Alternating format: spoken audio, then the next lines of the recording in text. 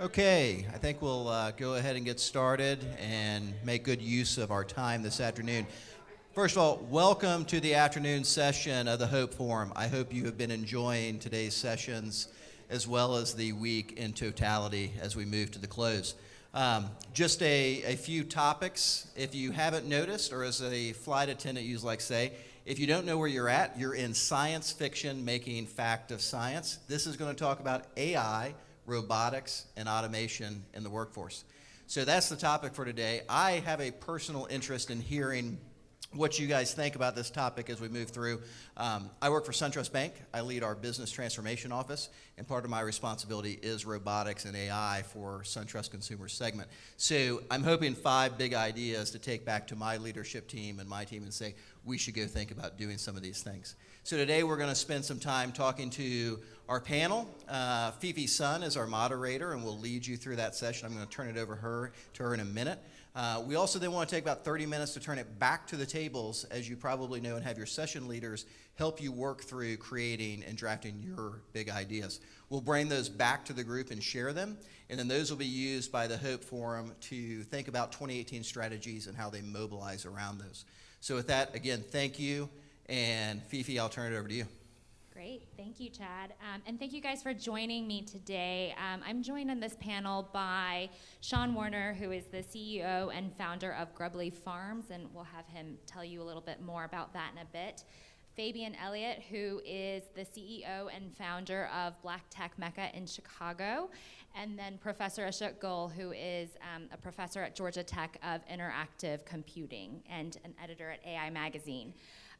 So I want to kick off the panel and just read a few numbers for you guys. So an MGI report found that by 2030, 75 to 375 million workers will have to switch jobs because of automation.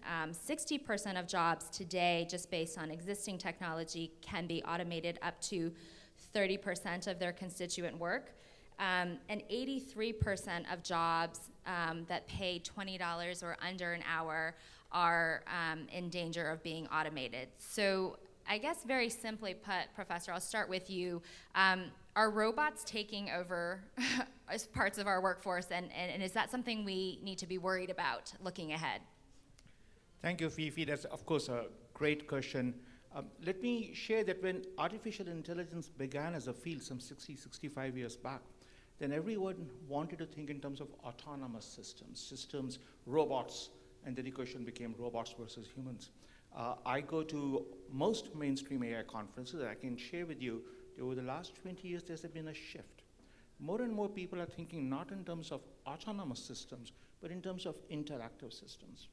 Artificial intelligence that can aid and assist and augment and amplify human beings, rather than autonomous systems that would replace us. So I think the paradigm is shifting, the metaphor is shifting, and I think that's, to me, that's very hopeful. Yeah. Fabian, I wondered if you could talk a little bit about, as we kind of look at that intersection of robots and humans, how do businesses and organizations kind of need to think about that now to get ready for that kind of transition? Whether it's retraining our workforce or rethinking sort of the skills that we equip young people with, how is that going to sort of affect the way that we think about business with the rise of automation? Hey everybody, great to be here. This is something that I spend a lot of time thinking about with the work that we do at Black Tech Mecca, where we focus on helping cities better leverage data to drive systemic change on how the Black community interacts with the tech sector. And so we actually we go and do city assessments on cities on how the Black community is engaging with technology from academic standpoint, corporate standpoint, and an entrepreneurship standpoint. And one of our findings from our assessment in Chicago was that we actually have to find a way to help empower the Black community to start being able to take advantage of some of these emerging tech trends, whether it's machine learning or artificial intelligence. And there's a few different angles to look at as far as what do we need to be thinking about as far as preparation. I'll give a couple thoughts now, and I'm sure as we go we'll get more into it. But one of them is on just the companies that are currently harnessing this technology, one of the things that's top of mind for them is how can they get the right user input and a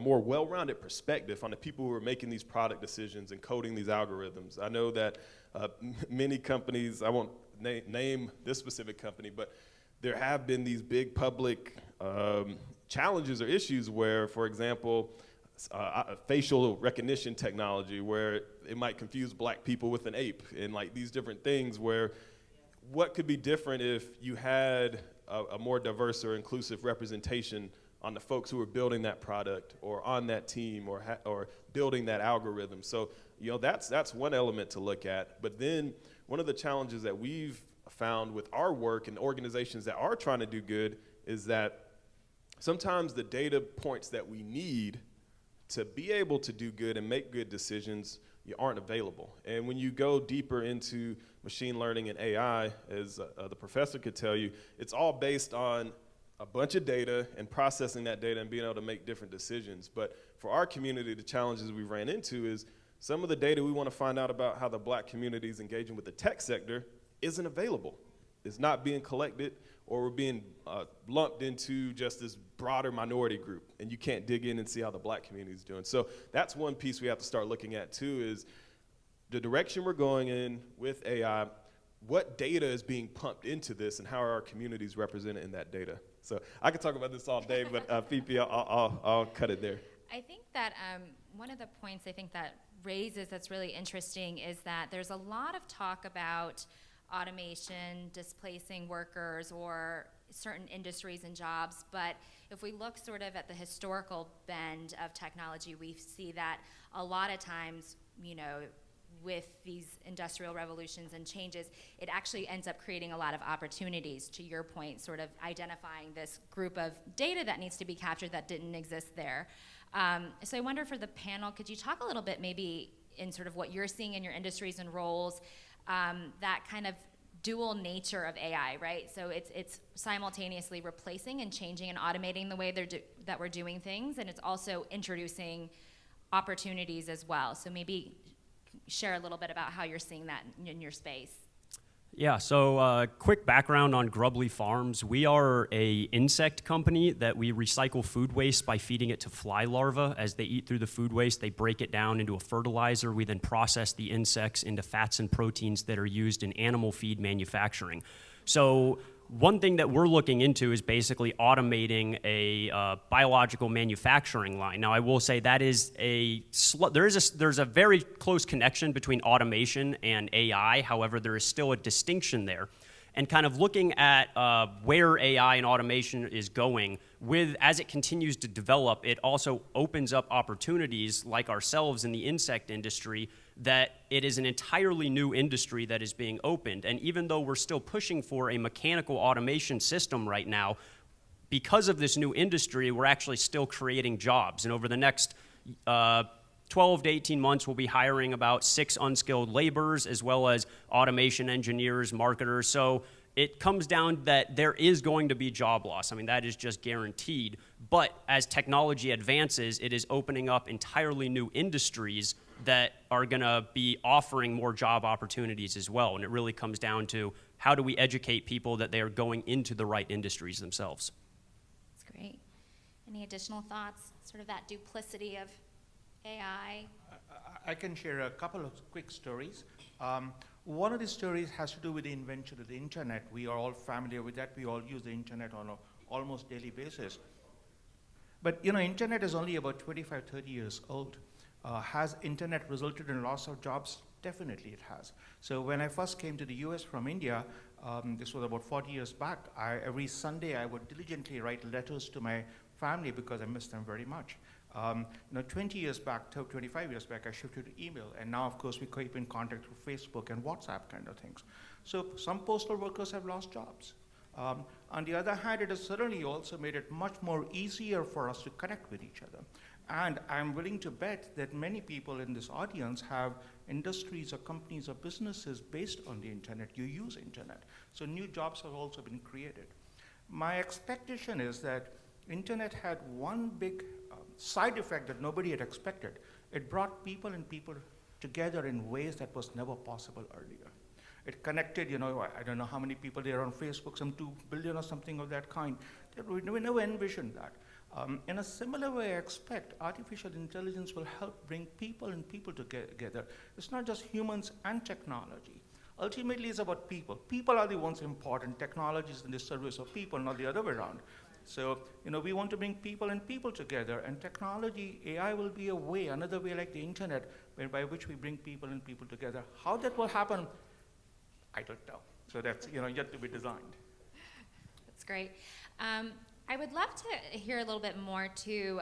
We talked a little bit about this earlier, this intersection of AI and humans. So less distinguishing them as two separate groups, but really identifying how technology can help humans become smarter and work faster, et cetera.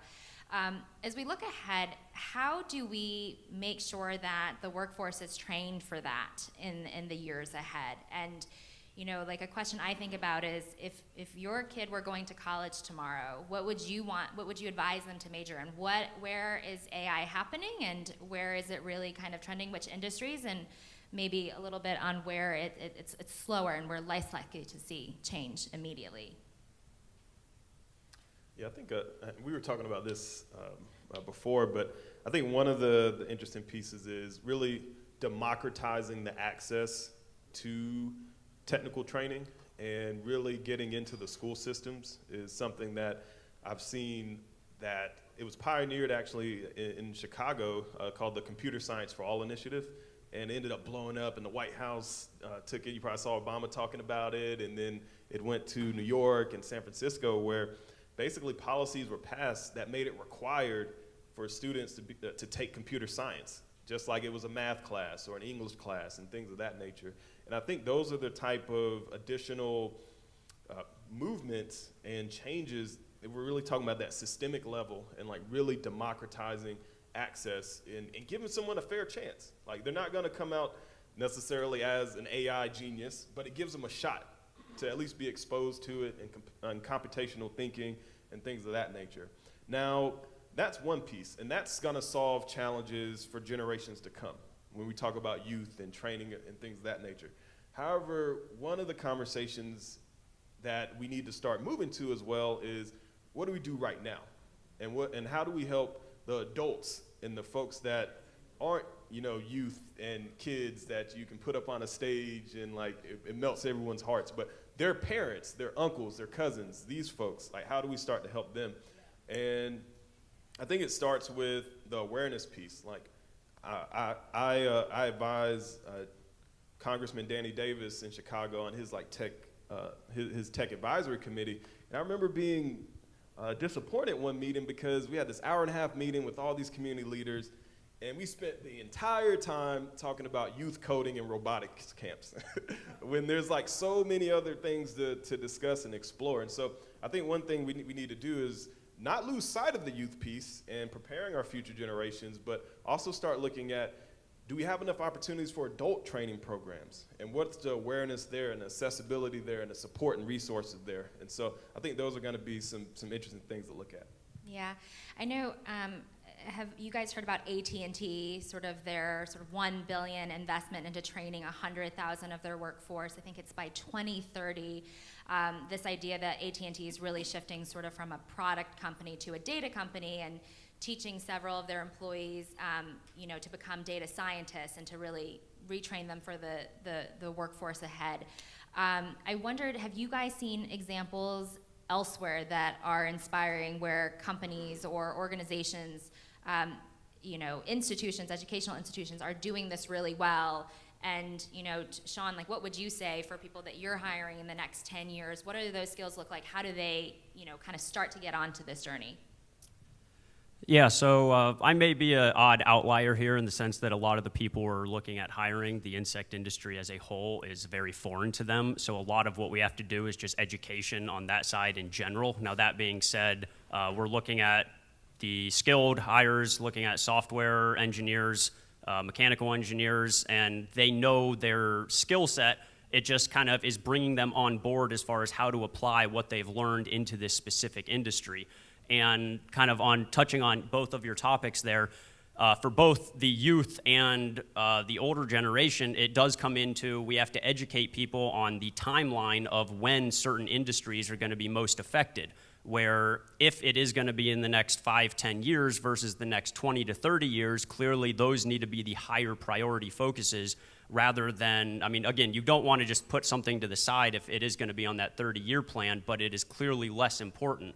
So I believe that is one thing that it comes down to both focusing on the youth, but also our current generation as far as how quickly is this actually going to be implemented and what do we really need to target first as far as what are the first jobs that are going to be lost due to AI and automation.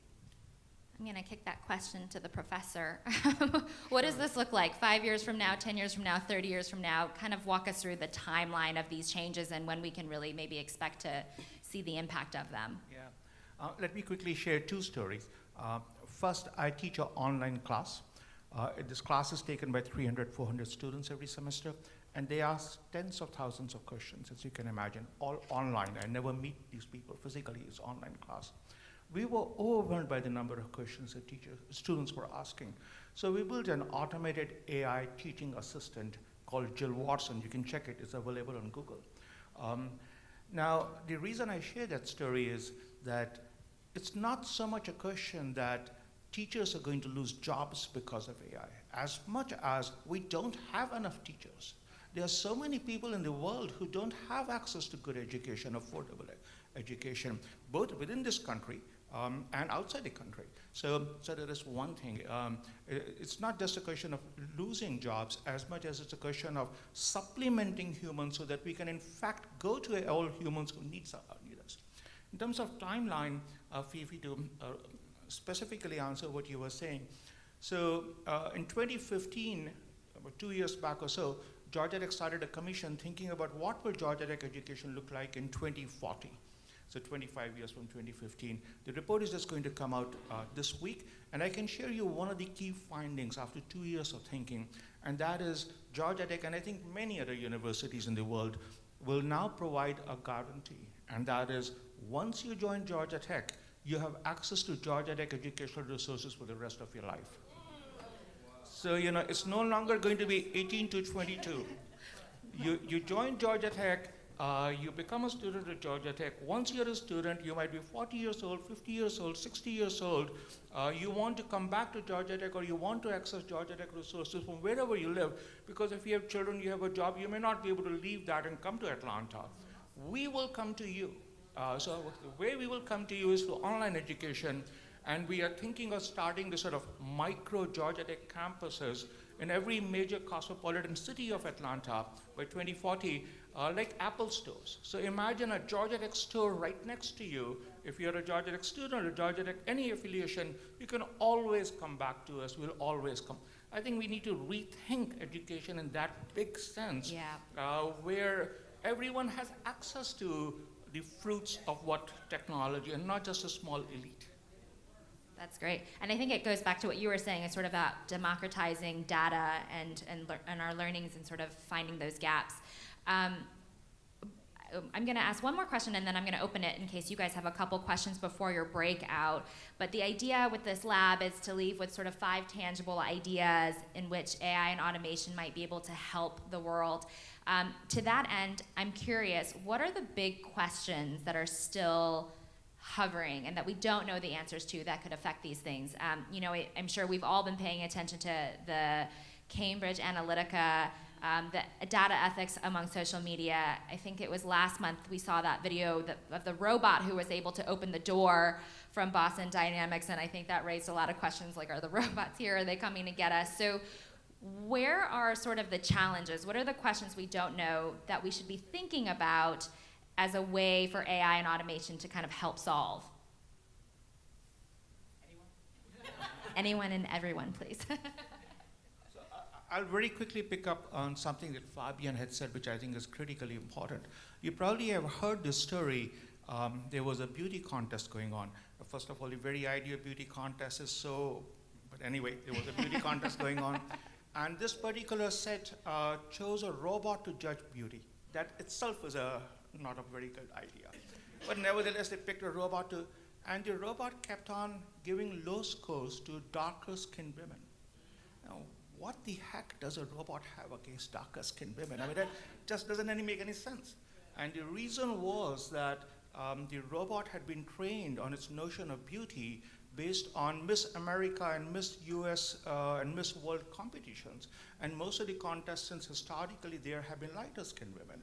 So that was its notion of beauty. So I think, and the reason that happened, of course, was because the team that was building that robot program was all male and all of a particular skin color. So I think the issue of diversity is key.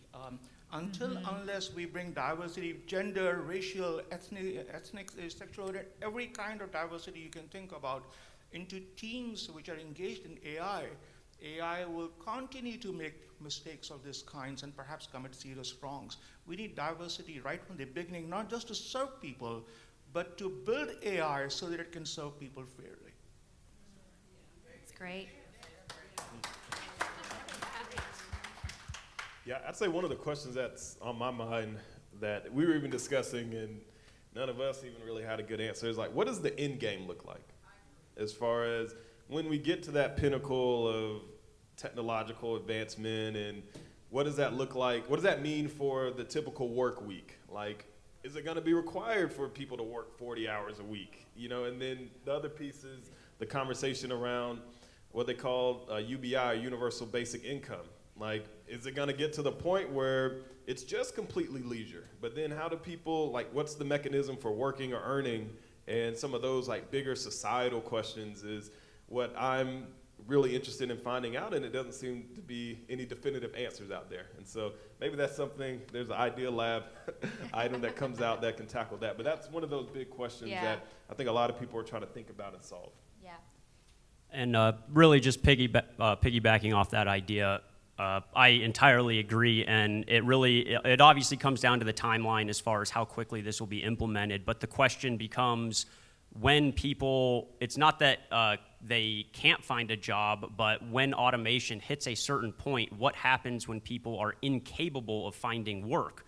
Just because it has completely removed all jobs, and that is a huge hindrance as far as actually implementing AI.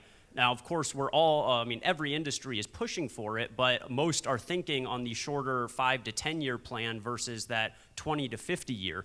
And I feel like that is a major issue, economically, social, political, that has to be solved in order for full-scale implementation to actually happen. That's great. Do you guys have any questions from the crowd before we break off? Yes. Yeah, I was just wondering, especially since you brought up eugenics, I'm sorry, UBI. I was just wondering. Did you? I was just wondering because I'm really fascinated with that concept of UBI. I don't know how many people in here have ever seen this show that used to come on called The Wire, but they sort of experimented with this part of town. It was just going to be a free-for-all. Y'all remember that? And so that UBI concept has always reminded me of that because I believe that Maslow's hierarchy taught us all in early schooling that until people can cover physiological needs, we're living in hell. Like if we're living in this gray area where I could rob, kill, cheat, steal, and I'm not sure if it's a sin, and I don't care if it's a crime, because otherwise my kids are gonna starve. That gray area is hell on earth, right? So my whole question to you is, do you feel like we're gonna move more towards the UBI, this universal basic income? Or are we going to move more towards population control because it's just inevitable that we can keep pretending like he's going to create more jobs and all of that, but we all know where this is headed. So I would love to hear you guys' thoughts on eugenics versus UBI. So I guess I personally believe that it'll be moving more toward UBI, and I believe that there's just an issue with our current welfare system where basically if someone falls into welfare, let's say they're getting $1,000 a month, that is basically taken away from them if they end up getting a job, even if that job they get paid lower than that $1,000, so it almost encourages people to stay in that welfare system.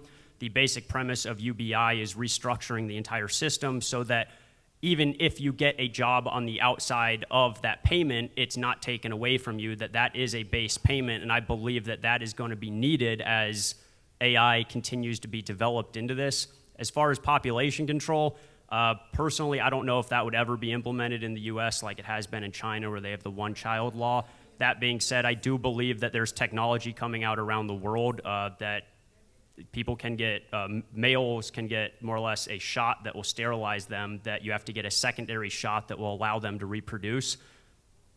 Who knows where that could go or be implemented at a certain age.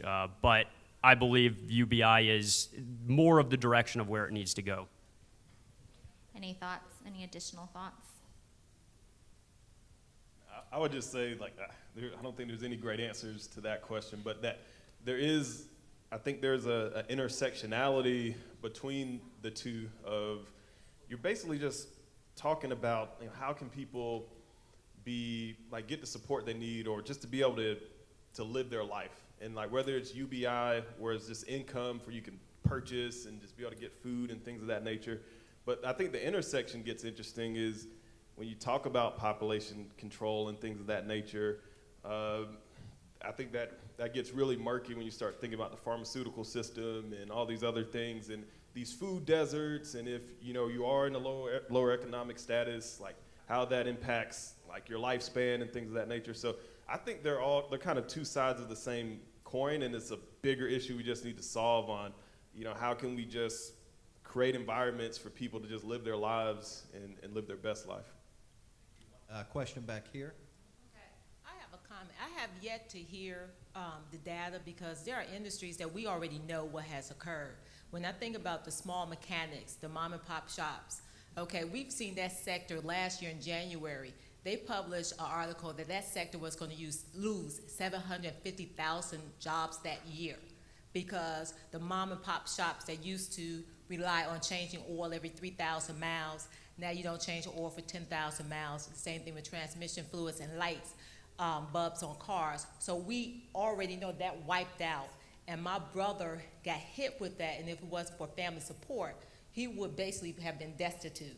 So we already know this, and yet, so by sectors, that data should be out there, and I have not heard from you on various sectors that we already have the data to know what the trajectory are for these people who have lost their jobs. Where are they now? What does their income slide look like? Okay, how have they filtered in? Are they homeless? We have the data. So is there any sector that you can give us in which you can deliver us that data information to say that this is what occurs, so we can kind of have a template when we leave here? I know we probably will have to follow up with specific data, but can you guys speak to maybe what are the industries where we're seeing this already, and maybe like 3 industries where this is already happening or very much at the forefront? So from what you said, I do know the transportation industry it employs the most people in the United States by industry sector, and I personally believe that is going to be one of the first affected of automation, really coming out with cars that are automated. That affects taxi drivers, truck drivers. I mean, even Uber has pre-ordered 500,000 automated cars. So it really comes down to the education side, as far as how can we train these people to adapt to these electric cars that are coming out, where, like you said, as these electric cars become more common, the mechanic shop has to more or less almost adapt to the changes, that they will be working less on combustion engines, which means, do they need to be trained in electrical engineering or computer engineering that will have the ability to fix these cars? And I guess going back to the old conversation, that comes down to both training our youth, but also the older generation, as far as what sectors are going to be affected immediately, and how can we properly train them so that they can adapt and not fall off the map. One thing we talked about when we were preparing for this, so it's not exactly industry specific, but in your brochure it talks about that over a period of time, 83% of jobs that pay less than $20 an hour are probably ripe for automation. So if you go to the US labor, they've got data that shows where so the average US hourly wage is $24.50. And you can go to the US labor statistics and see by industry what's the average wage. Right? So if you look at something maybe like food services, as an example, probably falls below that $24, more than likely high opportunity for automation. We were talking about, think about McDonald's and their push to put kiosk in their restaurants to take the orders and the self-service. Great example, right? It's growing more and more. I know you had a question, probably last one. Okay. Hello, my name is Tanya. I'm a master electrician, but by trade, I specialize in robotics. In an industrial environment, car plants, steel mills, paper mill. So robotics has been around a long time, a lot longer than people know. And I've helped to troubleshoot and write programs that has taken on an assembly line 4 or 5 jobs with just one robot. And so I think it's a lot of fear around it. Until there were planes, there were no pilots. So I think people need they kind of need help with pivoting in their career. And so even in the auto industry, we have to take our car. How many people have had lights go on in their car and don't even know? You can't even take it to a regular mechanic. It's almost like what I want to ask is, do you see the automakers or the people that are working on these robots or installing those robots? Most of the robots I've installed have been German, and with German engineers. How can we make them responsible for educating or providing opportunities or identifying what that mechanic can go to school for to learn how to operate on the new thing? So we don't have to pay all this money at the dealership just to fix a light. Yeah. Any quick thoughts on sort of pivoting? Anybody doing it well? One possible thought in response to what you are saying, suppose we ask for a new kind of labor or social contract. If it's a major company, it cannot lay off you or me or anyone else off because of robots. They have to train us. So the part of when they hire us, the contract they assign us should say that they just can't take our job away because some robot comes and can do something better than we can.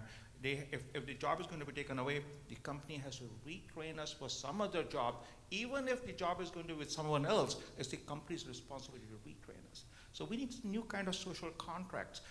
That requires political will. That requires new notions of social empowerment. I don't know how to get there, but that's the kind of change we need. Okay. Fifi, last question, and we're going to move to the table session. Thank you.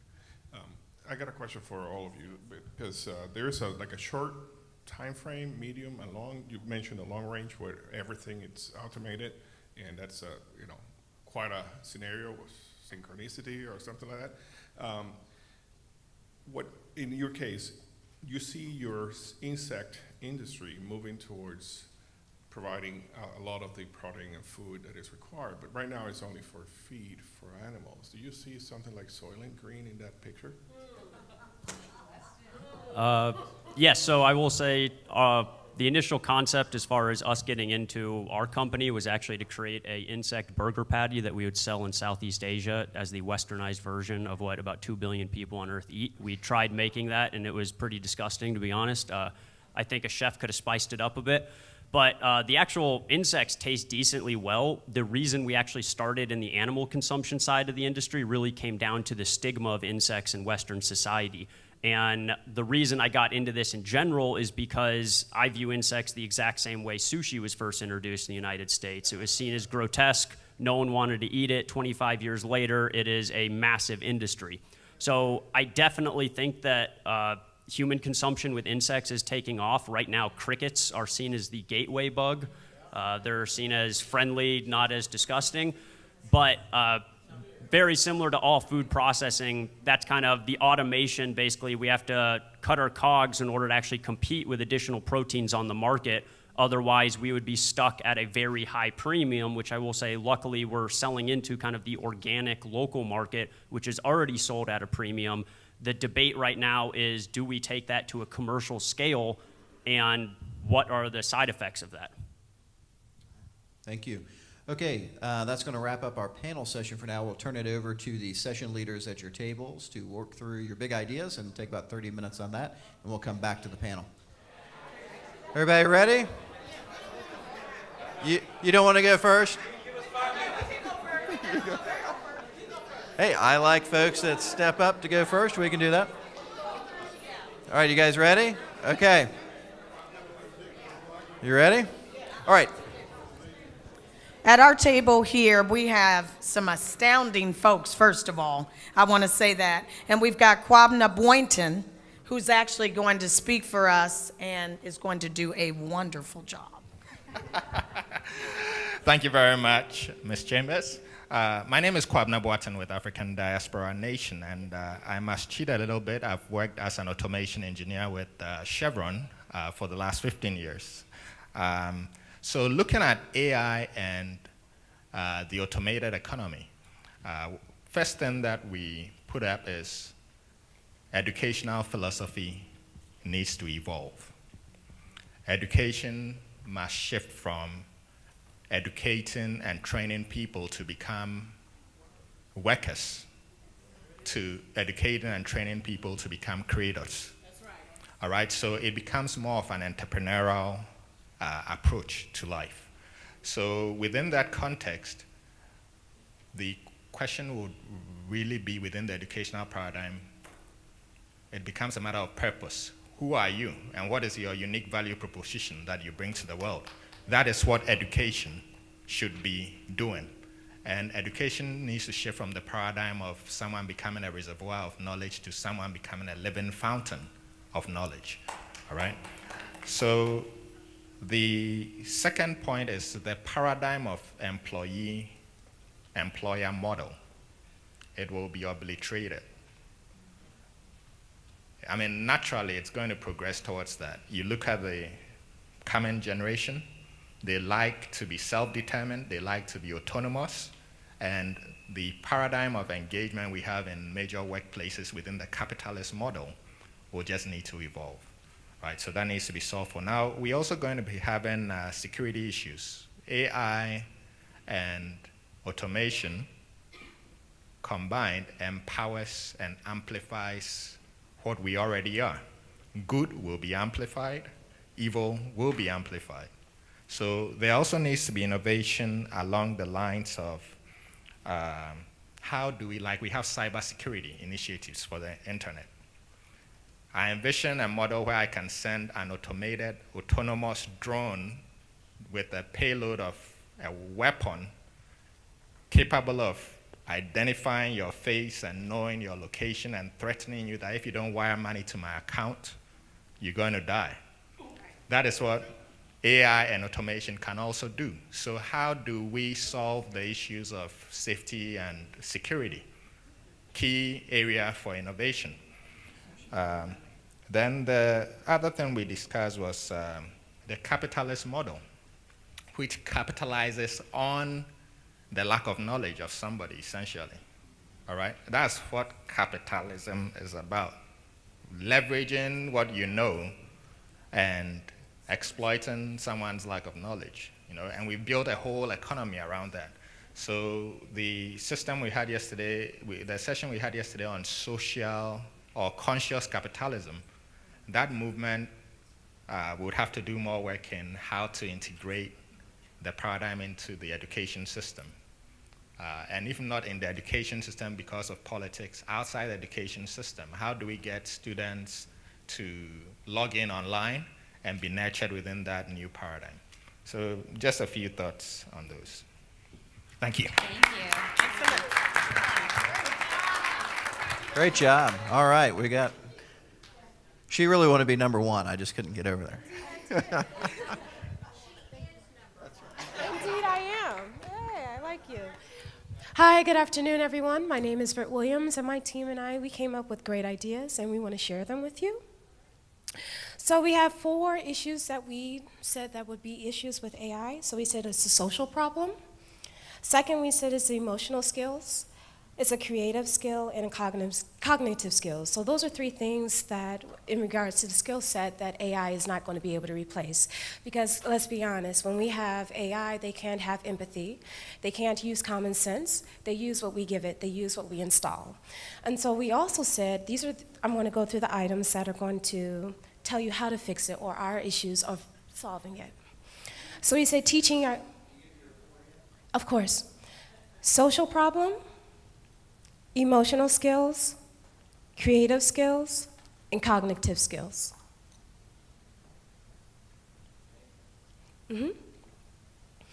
And we said, one, you want to invest in education. We want to teach our younger generation. That's imperative. If you're able to teach them, they're able to use AI to their benefit. Instead of looking at AI as something that's hindering us, we want to partner with AI. We want to use AI as it's going to make something that's good, great. So that's important. Also entrepreneurship.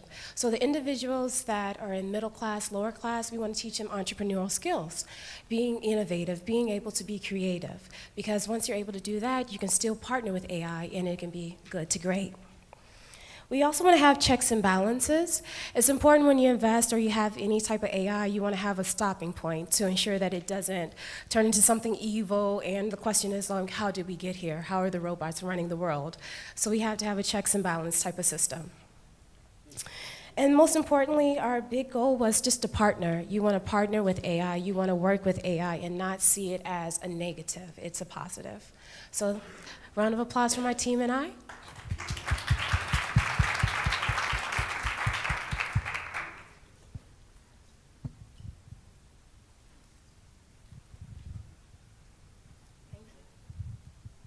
If somebody didn't already have the idea to figure out how to AI the board writing, I'd really appreciate that. Okay, hello everyone. I'll stand back here so I can see y'all. So my team was extraordinary, I thought, and I forgot their list. Here we go. I'm Andrew Culver. My team was Vernell, Alisa, Michael, Fiola, and Phyllis Elmiata. And what we came up with is a whole lot of ideas about how to do something, but I think the big idea is what we want to do.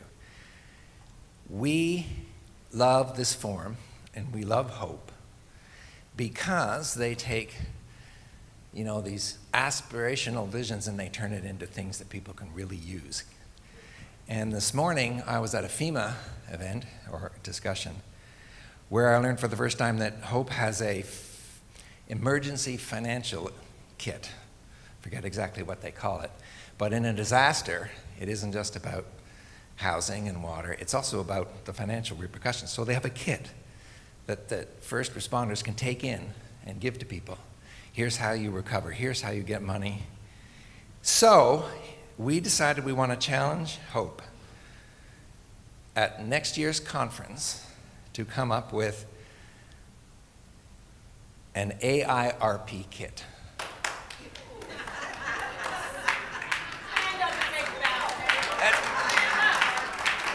The AI Preparedness and Recovery Kit. That's good. And we want it presented on stage next year, version 1, that lets all of us know how we're going to get with our friends and families from here to the end. Total automation, or near total automation, however long it takes. That's our idea.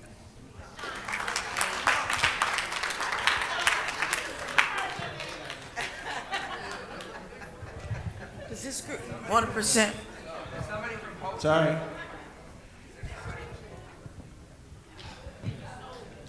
All right, my name is Kenneth Iluanyosi, and my group consists of Anna, Humberto, and Chad, right? And so we talked about a number of things, but we settled on something very simple, just based on what we've heard. And every time AI and automation are talked about, there's a sense of dread and fear. And we're saying, why don't we just focus on changing the narrative from fear to opportunity? What are the opportunities? Every time we talk about, okay, job loss, but every shift in society, every shift in technology that has led to loss has also led to amazing opportunities. So how do we change that narrative first and foremost so that people are more embracing of the conversation? That's the first big idea that we came up with. Second is having some sort of common forum for information sharing, because there's so much happening in different sectors as it relates to AI. is there a place, is there a way to collect information that is accessible to people, so someone in the automotive industry knows what's going on in the agricultural industries, and they can figure out, okay, how do we leverage what you're doing, or how do we learn from what you're doing, how do we learn from your mistakes? So sort of a central pool of information or information sharing to be guys, or resources, yeah. Open sourcing data. See, we said this cannot be done by government, it has to be done by the private sector, so yeah. Those are two big ideas we had.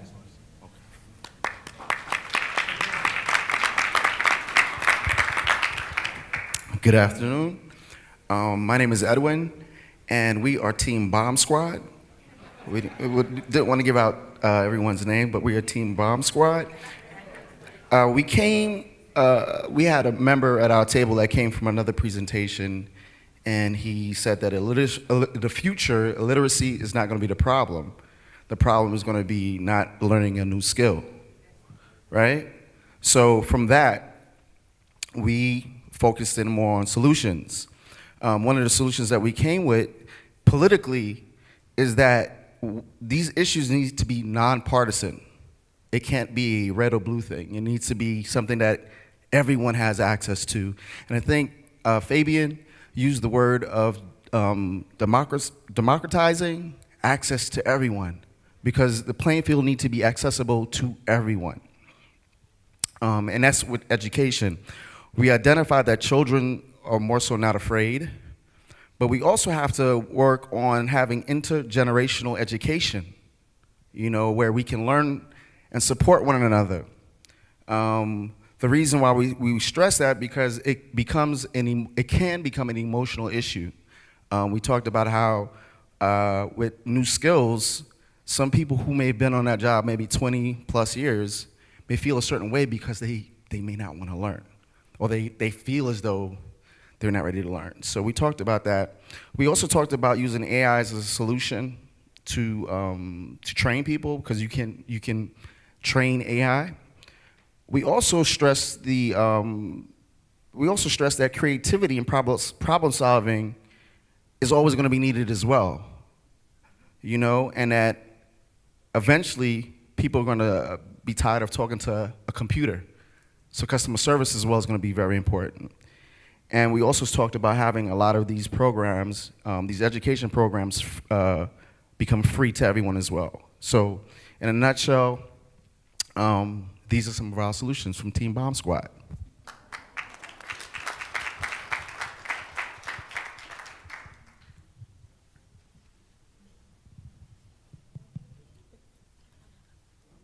Go ahead, ma'am. Go ahead. Oh, me? Okay. Good afternoon. So my name is Natasha Ivory, and we came up with some very interesting ideas. A lot of them are actually piggybacking on some of the things that were said today.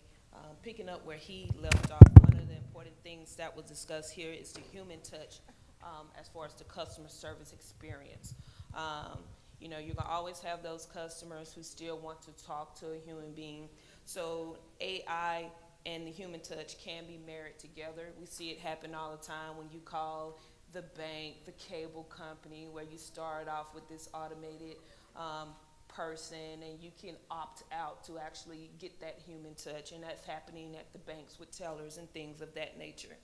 Another thing that was touched on is education and training.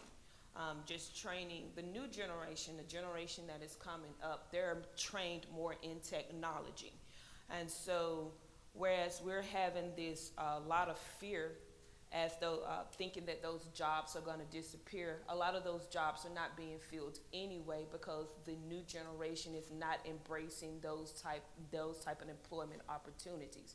They're looking for more opportunities that use their creativity, and they're looking for opportunities where they can be the entrepreneur and maybe take over those lower level jobs. So with AI, there's lots of opportunities for entrepreneurship. The last thing that we talked about is the taxation on robotics. So, comes out of that fear. taxing, robotics. It's a way to also increase a pool of money to make it available for training as well.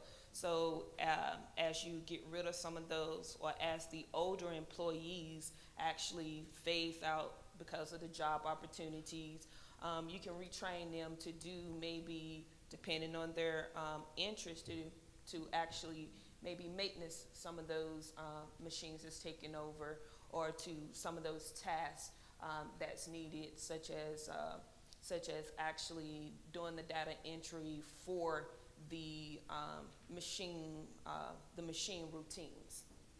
And that's it in a nutshell. That's great.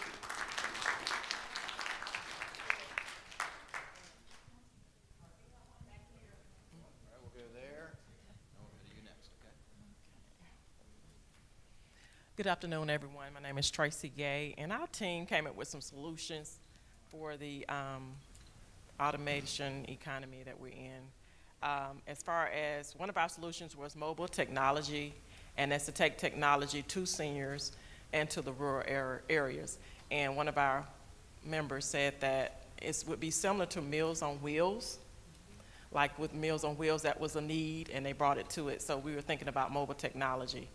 Also, education is key. We need to ensure that we have public, private, and community participation, which is what everybody else has said, and also include organizations providing continuing training so we can get that involved in the community, and also to reassess our morals and values. Also, someone said to reconnect to the past, to avoid anarchy and chaos as we move forward technology patterns. Also, as related to artificial intelligence, we need to make sure there's more inclusion of minorities in the process with robotics, etc. Thank you. Thank you. I think we just have a few minutes left. Should we just, anybody? There should be one already out there. Hello, everyone. My name is Jonathan Liddell, and our team is Team Spark, because we had a lot of energy, a lot of ideas flying around. So how we approached this, we kind of broke this into 4 buckets, 4 areas: education, workforce, entrepreneurship, and social impact. Those are the 4 areas we thought that AI and automation would have a larger impact on. And we came up, after much debate and crosstalk, we came up with 3 ideas. The first of that is a corporate. We believe that corporations should enact corporate social AI contracts. So just like corporations have go to green strategies, we believe they should take ownership of this space and say, we're gonna adopt corporate social AI contracts to make sure the people that we're employing can stay employed in the long term. The second area is using public libraries or other similar central hubs to do predictive adult education.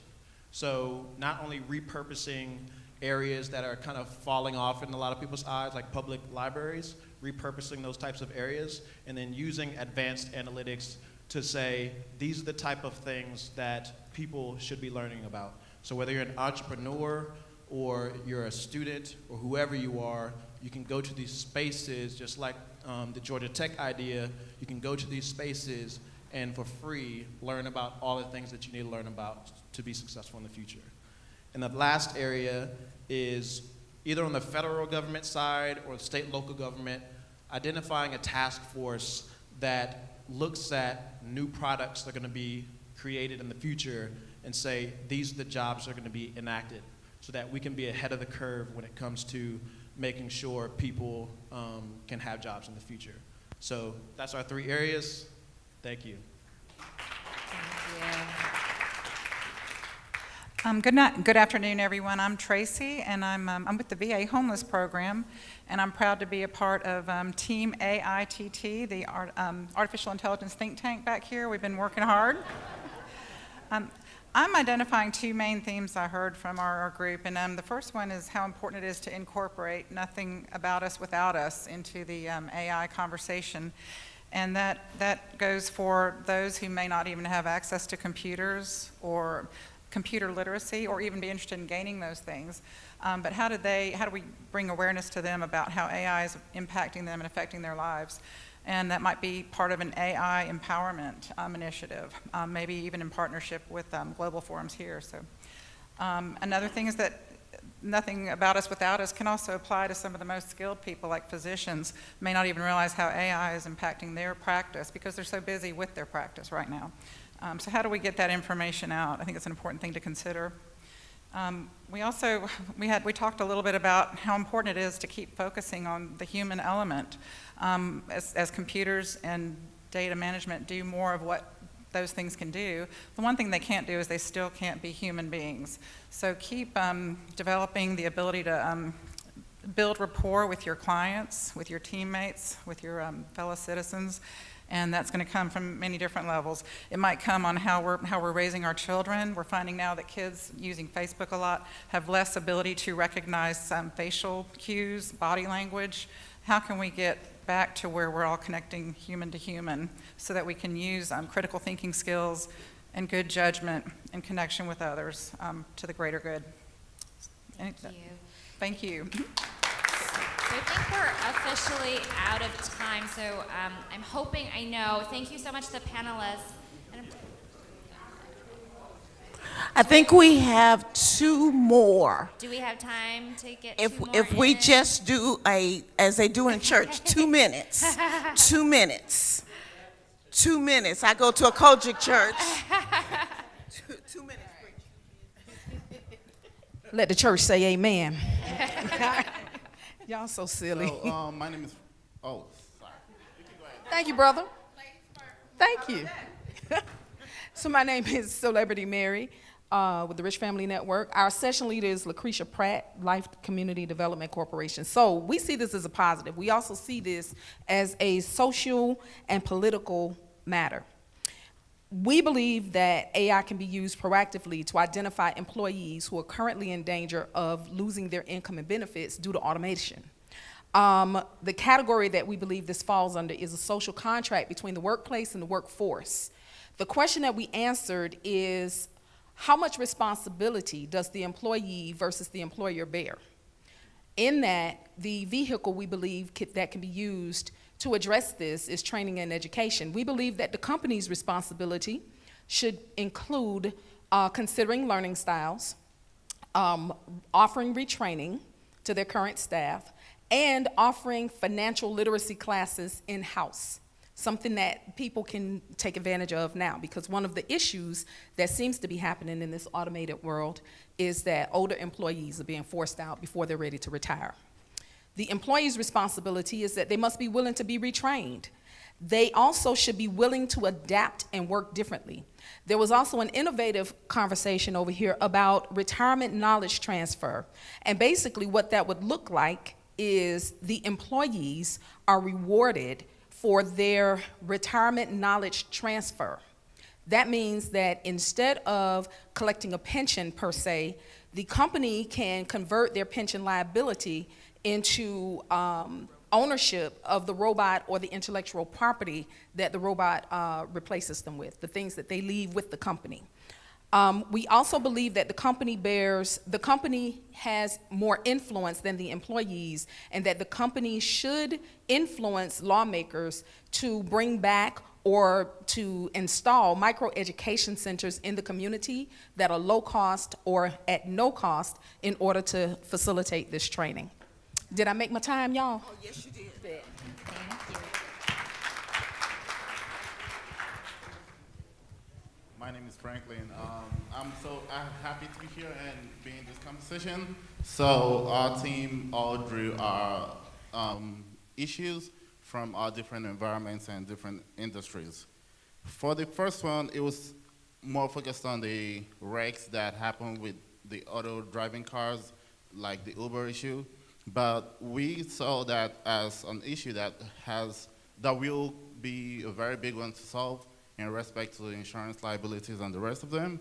And to also manage those kind of issues, we need to create bylaws that will regulate such inventions, more like business AI laws that will regulate the inventions of certain things like the drivable cars in respect to damages, where it has to go, and adjust to insurance laws and policies too.